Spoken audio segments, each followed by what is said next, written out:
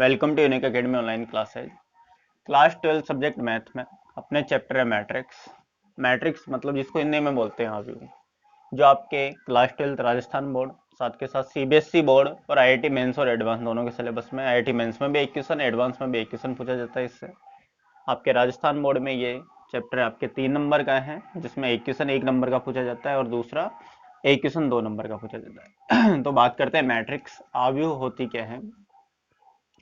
हाँ, मैट्रिक्स क्या है? एक संख्याओं अथवा फलनों की सुपरिभाषित आयताकार व्यवस्था को मैट्रिक्स कहते हैं। जैसे यहाँ पे ये देखें, मान लो कि राम के पास 3 पेन है और 2 पेंसिल, इसी तरीके से श्याम के पास 5 पेन है और 7 पेंसिल है। मैंने इस तरीके से एक बॉक्स ये डिब्बे में बंद करते हैं तो ये आपके मैट्रिक्स बन जाएगी। तो ये जो डिब्बा होता है इस तरीके से मैट्रिक्स का डिब्बा होता है, ठीक है, जिसमें कुछ पंक्तियां और कुछ स्तंभ होते हैं। जैसे यहाँ पे ये फलन है, ये तो संख्याएं थी, इनको एक इस तरीके से आयताकार तरीके से, क्योंकि ये जो डिब्बा है ये कौन सी शेप में, आयत की शेप में, रेक्टेंगुलर शेप में है, तो इस तरीके से अरेंज करने को यहाँ पे क्या बोलते हैं, मैट्रिक्स बोलते हैं। सुपरिभाषित का मतलब क्या है कि वेल डिफाइन होना चाहिए। जैसे इधर 2 हैं इधर 2 हैं, सब जगह बराबर होने चाहिए, कोई जगह नहीं छूटी होनी चाहिए। इस तरीके की जो व्यवस्था है, इस व्यवस्था को क्या बोलते हैं, मैट्रिक्स या फिर आव्यूह। तो यहाँ पे मैट्रिक्स बन चुकी है। अब इस तरीके से देखें कि ये जो लाइनें हैं, जो 37 लाइनें हैं, वर्टिकली जो लाइनें हैं इसको बोलते हैं पंक्ति। इस तरीके से यहाँ पे एक पंक्ति, ये है दूसरी पंक्ति। इसी तरीके से ये जो खड़ी लाइनें हैं हॉरिजॉन्टली, इनको बोलते हैं स्तंभ, और पंक्ति को इंग्लिश में बोलते हैं रो, स्तंभ को बोलते हैं कॉलम। तो इस तरीके से आगे देखें, इसमें कुछ पंक्तियां और कुछ स्तंभ होते हैं। इसमें 2 पंक्तियां हैं और 2 स्तंभ हैं। इधर देखें आप, 3 पंक्तियां हैं, इस तरीके से आप देखोगे, और 3 स्तंभ हैं। तो यहाँ पे इस तरीके से इसमें 2 पंक्तियां और 2 स्तंभ हैं। कुछ पंक्तियां होती है और कुछ स्तंभ होते हैं। अब यहाँ शॉर्ट में, जैसे फर्स्ट पंक्ति है तो इसको शॉर्ट में क्या लिख देते हैं, पंक्ति मतलब रो, रो को R1। ये दूसरी पंक्ति है तो इसको लिखेंगे R2। ये तीसरी पंक्ति है तो इसको लिखेंगे R3। इसी तरीके से कॉलम जो होते हैं, फर्स्ट कॉलम है तो ये C1 है, ये C2 है और ये C3। इसी तरीके से इसमें देखें कि ये R1 होगा, R2 मतलब दूसरी पंक्ति और R3 मतलब तीसरी पंक्ति। यहाँ पे देखें C1, C2, C3 और C4, क्योंकि यहाँ पे 4 स्तंभ, ठीक है। तो इसमें कुछ पंक्तियां होती है और कुछ स्तंभ होते हैं। आगे बोलें कि इसका कोई संख्यात्मक मान नहीं होता है। अगर आपसे बोले कि इस मैट्रिक्स को हल करो, इसका मान कितना है, इसको हल करो, तो आप किसी मैट्रिक्स को हल नहीं कर सकते क्योंकि ये सिर्फ और सिर्फ एक व्यवस्था है और व्यवस्था का कोई मान नहीं होता है, इसको हल नहीं कर सकते हैं। इसी की एक दूसरी ब्रांच है सारणिक। तो सारणिक को हल किया जा सकता है लेकिन मैट्रिक्स को हल नहीं कर सकते। तो मैट्रिक्स का कोई संख्यात्मक मान नहीं होता है। मैट्रिक्स को नॉर्मली जो लिखते हैं वो अंग्रेजी वर्णमाला के बड़े अक्षरों से लिखा जाता है। जैसे यहाँ ये मैट्रिक्स, मैंने इसको लिख दिया कैपिटल ए से, इसको लिख दूं मैं कैपिटल बी से। ऐसे अंग्रेजी वर्णमाला के कैपिटल सी से, अंग्रेजी वर्णमाला के जो बड़े अक्षर है उनसे लिखा जाता है। और अगर आपको जरूरत पड़ती है, यहाँ तो संख्याएं लिखी हुई या फलन लिखे हुए हैं अंदर, लेकिन अगर कभी जरूरत पड़ती है तो इसके जो अवयव हैं, ये जो अंदर लिखे हैं ये सारे अवयव हैं, इनको अवयव बोलते हैं। इसमें 4 अवयव हैं, 1 0 0 1, इसमें भी 4 अवयव हैं। यहाँ कोस एक्स साइन एक्स जो फलन लिखे हुए हैं 0 1, ये सारे इस मैट्रिक्स के अवयव हैं। तो इनको, अगर यहाँ तो आपके पास संख्याएं या फलन लिखे हुए हैं, लेकिन अगर कभी जरूरत पड़ती है तो यहाँ पे आपको अंग्रेजी वर्णमाला के छोटे अक्षरों से लिखा जाता है, ठीक है। हाँ, आगे देखें, मैट्रिक्स में पंक्तियों की संख्या को लिखा जाता है स्मॉल m से, और इसी तरीके से स्तंभों की संख्या को लिखा जाता है स्मॉल n से। तो m और n हमेशा कहाँ से आएंगे आपके, जैसे मैं इसके लिए देखें एक बार, ये प्राकृत संख्या से बिलोंग करेंगे। क्यों करेंगे, यहाँ पे m इक्वल टू 3 है, मतलब 3 पंक्तियां हैं, n इक्वल टू भी 3 है। इसमें देखें कि m 3 पंक्तियां हैं लेकिन स्तंभ यहाँ पे 4 हैं, n इक्वल टू 4। इसमें देखें एक पंक्ति है, m इक्वल टू 1 है, लेकिन 4 स्तंभ में C1, C2, C3, C4, तो n इक्वल टू यहाँ पे 4 होगा इसमें m इक्वल टू 1 है, एक पंक्ति है, n इक्वल टू भी 1, एक स्तंभ है। तो मैट्रिक्स में पंक्तियों की संख्या को स्मॉल m से, स्तंभों की संख्या को स्मॉल n से लिखा जाता है। और मैट्रिक्स में पंक्तियां हो या फिर स्तंभ हो, या तो पंक्तियों की संख्या 1 होगी या 2 होगी, 3 4 5 इस तरीके से। हाफ नहीं हो सकती है, ढाई नहीं हो सकती है, 3.1 3.2 ऐसा कुछ नहीं हो सकती है। तो ये जो नंबर 1 2 3 4 इस तरीके से होगी, तो ये कहाँ से बिलोंग करते हैं, आपके कहाँ से आते हैं, हमेशा प्राकृत संख्या हो जाते हैं। इसलिए m और n आपके बिलोंग करेंगे हमेशा हमेशा प्राकृत संख्याओं से। तो ये थी आपके मैट्रिक्स। अब मैट्रिक्स में आगे बात करते हैं कि मैट्रिक्स का क्रम किसको बोलते हैं, क्रम बोलें या फिर कोटि बोलें, उसके लिए देखते हैं आगे।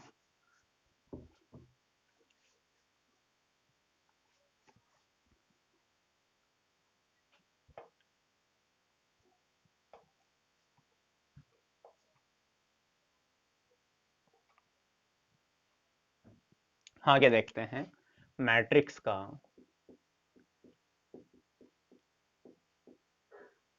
क्रम, या फिर दूसरा नाम होता है इसका कोटि, ऑर्डर ऑफ मैट्रिक्स किसको बोलेंगे। अगर किसी मैट्रिक्स का क्रम लिखना हो तो कैसे लिखेंगे, पंक्तियों की संख्या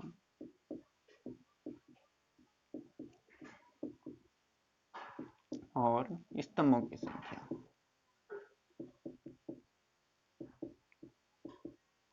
इसको भी देखा आपने कि पंक्तियों की संख्या को स्मॉल m से लिखा जाता है, स्तंभों की संख्या को स्मॉल n से लिखा जाता है, और यहाँ पे जो चिन्ह होगा ये गुणा का होता है, लेकिन इसको गुणा नहीं पढ़ के क्या पढ़ा जाता है, बाई पढ़ा जाता है।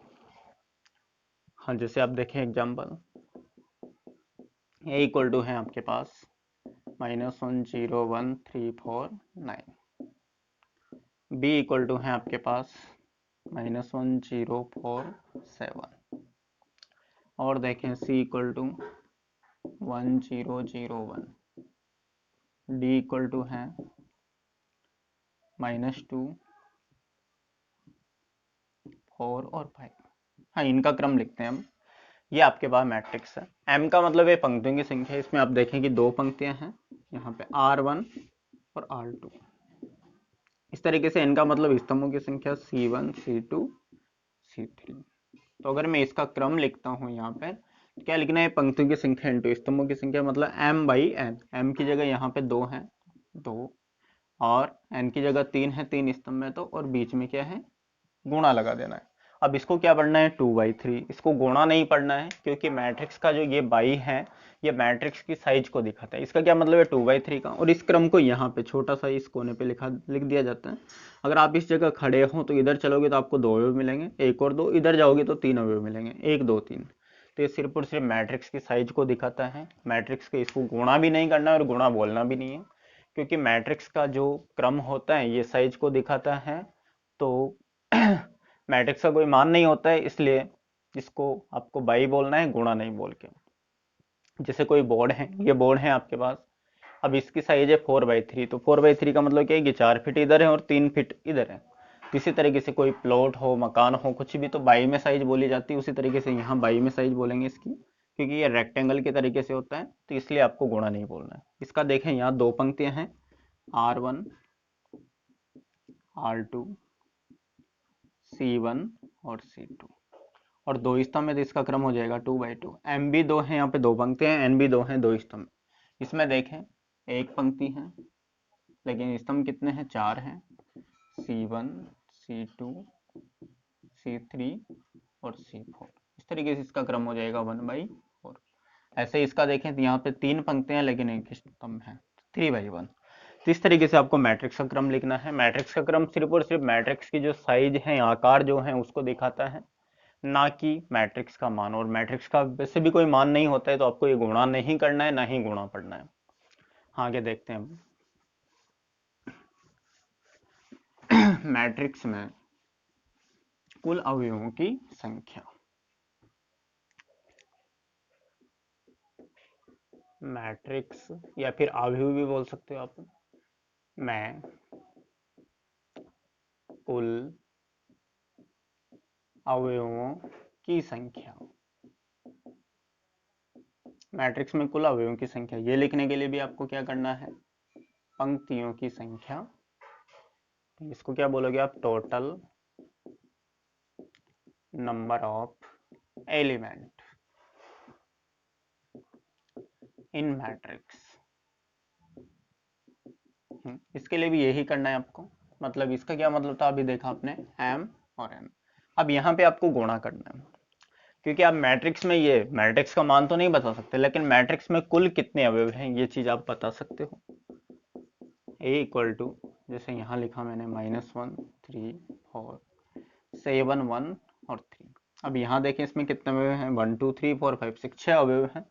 तो ये अवयव आपको निकालने हैं, तो उसके लिए क्या करना है, पंक्तियों की संख्या को स्तंभों की संख्या से गुणा करना है। याद रखें कि ये सिर्फ मैट्रिक्स में कुल कितने अवयव हैं इस चीज को बताएगा, ना कि मैट्रिक्स के मान को बताएगा। तो यहाँ देखें इसमें कुल अवयव निकालने के लिए क्या करें, कुल अवयव बराबर m गुणा n। m यहाँ पे r1 r2 दो पंक्तियां हैं, तो m का मान तो 2 होगा। 3 स्तंभ है यहाँ पे, c1 c2 और c3, 2 गुणा 3, कुल आप देख सकते हो कि 6, वैसे भी 6 थे ऐसे भी 6 हैं। तो यहाँ पे गुणा कर देना है आपको। मैट्रिक्स में कुल अवयवों की संख्या निकालने के लिए गुणा करना है, जबकि मैट्रिक्स का क्रम जब लिखोगे तो वहां गुणा नहीं करना है और वहां बाई पढ़ना है उसको। और देखें b इक्वल टू -1 0 4 और 5, इसका भी क्रम आपके पास देखो, 2 पंक्तियां हैं 2 स्तंभ में, तो 2/2 होगा। यहाँ भी कुल अवयव निकाले, कुल अवयव बराबर m इंटू n, वही करना है आपको, 2 का गुणा 2 से। अब भी आंसर आ रहा है आपके पास 4। इस तरीके से आप मैट्रिक्स में कुल अवयवों की संख्या निकाल सकते हो। अब देखो ये तो था क्वेश्चन आपके सीधा। अब उल्टा अगर क्वेश्चन हो कि अगर मैट्रिक्स में कुल अवयव आपको दे रखे हैं तो उसके क्रम क्या क्या हो सकते हैं। आपको पता है कि पंक्तियां और स्तंभ हमेशा किससे होते हैं, प्राकृत संख्याओं से होते हैं, तो आपको टुकड़े भी ऐसे करने हैं। इसे देखते हैं एग्जाम्पल, यदि किसी मैट्रिक्स भी हो सकता है या फिर अवयव भी, कुछ भी लिख, मैट्रिक्स में कुल अवयवों की संख्या 18 हो तो संभावित क्रम बताइए। अगर किसी मैट्रिक्स में कुल अवयव आपको दे रखे हैं, कुल अवयव यहां दे रखे हैं 18 कुल अवयव मतलब कुल अवयव निकालने के लिए क्या करते हो आप, m का n से गुणा करते हो। जब 18 मिला है तो आपको ये भी पता है कि m और n हमेशा कहाँ से होंगे, प्राकृत संख्याओं से होंगे। तो 18 कैसे टुकड़े करने हैं, और टुकड़ा किस में करने हैं, गुणा में करना है, कि गुणा करने पर 18 आता हो। जिसे मैं यहाँ स्टार्ट करता हूँ, संभावित क्रम, मैं 1 से स्टार्ट करता हूँ, 1 का 18 में भाग गया तो यहाँ पे 18 बार ही जाता है। इसका क्या मतलब कि उसमें एक तो पंक्ति है और 18 स्तंभ है, ये हो सकता है, बिल्कुल पॉसिबल है। इसका उल्टा भी करके लिख देता हूँ मैं, 18/1, जब भी गुणा करने पर 18 आ रहा है तो यहाँ पे 18 तो पंक्तियां और 1 स्तंभ है, हो सकता है। अब 1 के आगे चले 2, 2 का इसमें मैंने भाग दिया तो 9 बार जाएगा। इसका उल्टा करोगे तो 9 गुणा 2, उल्टा करोगे तो भी। इसका क्या मतलब कि 2 पंक्तियां और 9 स्तंभ, या फिर 9 पंक्तियां और 2 स्तंभ। 2 का हो चुका है, 3 का मैंने भाग दिया इसमें तो 6 बार, उल्टा किया तो 6/3। अब आगे 4 का भाग इसमें जाएगा नहीं, 5 का अगर देते हैं तो नहीं जाएगा, 6 का अगर आप भाग देते तो वो दे चुके हो, पहले ही आ चुका है। 7 का डिवाइड नहीं होगा, 8 का नहीं होगा, 9 का आप कर चुके हो, और 9 से आगे आपको डिवाइड नहीं करना है क्योंकि इसका हाफ हो चुका है, आगे किसी नंबर का डिवाइड होगा भी नहीं। इसी तरीके से देखें, एक और देखते हैं, यदि किसी अवयव या फिर मैट्रिक्स में कुल अवयव, यदि किसी मैट्रिक्स में कुल अवयव 13 हो तो संभावित क्रम बताइए। यदि किसी मैट्रिक्स में कुल अवयव 13 हो तो संभावित क्रम बताइए। यहाँ बात करते हैं संभावित क्रम क्या क्या हो सकते हैं। संभावित क्रम, आप जानते हो कि 13 जो संख्या है वो अभाज्य संख्या है, इसमें किसी का भाग नहीं जाता है, तो एक तो खुद का जाएगा, एक एक का जाएगा, एक का भाग दिया 13 बार, इसी को उल्टा करके लिख दिया मैंने 13 गुणा 1। अब बाकी किसी संख्या का इसमें भाग नहीं जाता है क्योंकि ये अभाज्य संख्या। इस तरीके से अगर आपको कुल अवयवों की संख्या दे रखी हो तो इस तरीके से तोड़ के संभावित क्रम आपको निकालने हैं। हाँ, आगे बात करते हैं।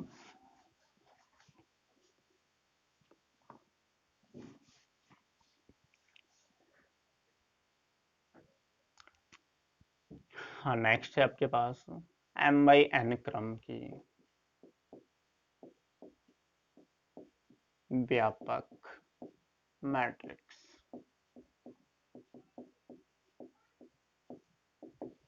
General matrix of order m/n। इसके लिए बात करते हैं। जैसे किसी मैट्रिक्स का क्रम है 2/3, इसका क्या मतलब है कि दो तो पंक्तियां और तीन स्तंभ है। अगर किसी मैट्रिक्स का क्रम है 1/4, मतलब एक पंक्ति और चार स्तंभ है। इस तरीके से यहाँ पे m/n क्रम दे रखा है, मतलब उसमें m तो पंक्तियां हैं और n स्तंभ। अब यहाँ पे जनरल लेना है आपको। आपको नहीं पता कि m का मान कितना है, मतलब पंक्तियां कितनी हैं और स्तंभ कितने हैं। तो यहाँ पे नॉर्मल जनरल बनाना है, मतलब सभी के लिए बन जाए। तो उसके लिए आप मैट्रिक्स को हमेशा कैपिटल लेटर से लिखते हो, मैंने कैपिटल लेटर से लिख दिया है। यहाँ शुरू करते हैं। ये फर्स्ट पंक्ति है R1, दूसरी पंक्ति है। अगर मैट्रिक्स में दो पंक्तियां होती तो R2 तक रुक जाते हैं, तीन होती तो यहाँ तक रुक जाते, लेकिन यहाँ पता नहीं है। लेकिन इतना पता है कि m पंक्तियां मतलब लास्ट होगी जो Rm होगी। तीन पंक्तियां होती तो लास्ट R3 होता, m पंक्तियां तो लास्ट Rm होगा। इसी तरीके से यहाँ देखें C1, C2, C3, C4 और लास्ट जो होगा वो कौन होगा, Cn होगा, क्योंकि n स्तंभ है। अब हाँ, यहाँ पे देखो लिखना कैसे है आपको। कैपिटल ले लिया तो मैंने यहाँ स्मॉल ए ले लिया है। इधर देखें कि पंक्ति कौन सी है। आपने देखा कि R1 मतलब फर्स्ट पंक्ति, इसका 1 लिख देना है। इधर देखिए कि स्तंभ कौन सा है, फर्स्ट स्तंभ में, तो इसका भी 1 लिख दिया। नेक्स्ट यहाँ पे मैं चलता हूँ, फर्स्ट पंक्ति है, दूसरा स्तंभ है। यहाँ पे देखें फर्स्ट पंक्ति, ये तीसरा स्तंभ है। इस तरह से चलते चलते फर्स्ट पंक्ति है और nवां स्तंभ है। इधर देखें आप, nवां स्तंभ है। इस तरीके से नेक्स्ट जगह पे चले, A21 दूसरी पंक्ति और फर्स्ट स्तंभ है, A22, A23, A2n। इस तरीके से यहाँ देखें A31, A32, A33, A3n। ऐसे चलते चलते अगर आप यहाँ तक आओगे, यहाँ मिलेगा आपको AM1, क्योंकि m पंक्ति है, फर्स्ट स्तंभ है, AM2, AM3। इस तरीके से चलते चलते यहाँ पे आओगे तो यहाँ पे एमवी पंक्ति है और एनवाई स्तंभ है। तो इस तरीके से आप जो है व्यापक जो मैट्रिक्स है m/n क्रम की वो बनाइए आपने। तो इस तरीके से आप कोई सी भी आपके पास मैट्रिक्स हो, किसी भी क्रम की आपको बनानी हो, वो आप बना सकते हो। इसका m/n क्रम है। और एक चीज और, यहाँ पे जो है ये A11 है, ये A12 है, A13 है। इस तरीके से सेपरेट आपको पढ़ना है। इसको A11, A12 या फिर A13, A21 इस तरीके से नहीं पढ़ना है। अब जैसे व्यापक मैट्रिक्स यहाँ बात करें, ये तो थी आपके पास m/n क्रम की। अब क्वेश्चन में आपसे पूछी जाएगी 2/3 की या 2/1 किसी भी क्रम की बनानी हो तो आप बना सकते हो इस तरीके से। जैसे थोड़े से देखते हैं, व्यापक मैट्रिक्स आपके चल रही है। मैं यहाँ बना रहा हूँ 2/2 क्रम की। 2/2 क्रम मतलब कैसे होगी, दो तो पंक्तियां होगी। तो इसकी डिजाइन इस तरीके से मैंने बना ली है कि इसमें दो पंक्तियां हैं और दो ही स्तंभ है। इस तरीके से यहाँ कैपिटल ए लिखा है तो यहाँ स्मॉल है, A11, A12 उस तरीके से लिखना है जैसे आपने पहले लिखा था, फर्स्ट पंक्ति और दूसरा स्तंभ, A21, A22। और देखें आप क्रम 2/3, 2/3 में देखें आप -104, 915। देखें आप, इसमें दो पंक्तियां आपकी बन चुकी हैं, तीन स्तंभ में C1, C2, C3। और ये जो एलिमेंट है कि आपको इसी तरीके से अरेंज करना है। तो यहाँ पे कैसे अरेंज करेंगे, यहाँ मैंने कैपिटल A लिखा है, A11, A12, A13, A21, A22, A23। और देखें हैं, अगर आपसे बोला है कि 1/3 की बनाऊं, मतलब उसमें एक तो पंक्ति होगी और तीन स्तंभ। तो डिजाइन ऐसे बना लिए मैंने, एक पंक्ति है, तीन स्तंभ है, C1, C2, C3। यहाँ पे देखें आप A11, अगर ये मैंने यहाँ B लिखा है तो ये होगा B11, B12, B13। तो इस तरीके से आपसे व्यापक मैट्रिक्स किसी भी क्रम की जिसकी पूछी जाए वैसे आपको ऐसे बनाने है पूरे, उसके आगे क्वेश्चन सॉल्व करना है। और देखते हैं 2/3/1, 3/1 की अगर आपको बनानी हो ए इक्वल टू, जिसमें 3 पंक्तियां होनी चाहिए और एक स्तंभ होना चाहिए। ये मैंने 3 पंक्तियां बना दी हैं, R1, R2, R3 और एक स्तंभ मैंने बना दिया C1। यहाँ देखें आप क्या लिखोगे, A11, A21, A31। तो इस तरीके से आपको व्यापक मैट्रिक्स किसी भी क्रम की अगर बनानी हो तो आप बना सकते हैं। अब आपके क्वेश्चन में ये भी बोला जाएगा कि पहले व्यापक मैट्रिक्स बनाओ, फिर उसमें आपको कुछ ना कुछ आगे दिया जाएगा कि इसके अवयव इस तरीके से हैं, ए आई जे इक्वल टू, तो यहाँ पे अब ये जो आगे जो वैल्यू होती है इस तरीके से होती है ए आई जे। इसके लिए मैं देखूं आई की वैल्यू 1 है, जे की वैल्यू 1 है। इसके लिए देखें I1 है, J2 है, I1 है, J3 है, I2 है, J1 है, इस तरीके से। तो ये भी आप चीज ध्यान रखें और याद रखिए M और N आपके वेरी नहीं होते हैं। यहाँ I और J तो वेरी होते रहेंगे। इसके लिए I1 है लेकिन इसके लिए I2 है, लेकिन इसमें अगर बोले कि M की वैल्यू कितनी है तो M तो 2 ही रहेगी क्योंकि 2 पंक्तियां टोटल, N का मतलब भी 2 ही रहेगा। I J चेंज होते रहते हैं। तो M और N पूरी मैट्रिक्स की साइज को बताता है और I और J कोई अवयव आपका है तो उस वो कौन सी जगह है उसके एड्रेस को बताता है। ठीक है।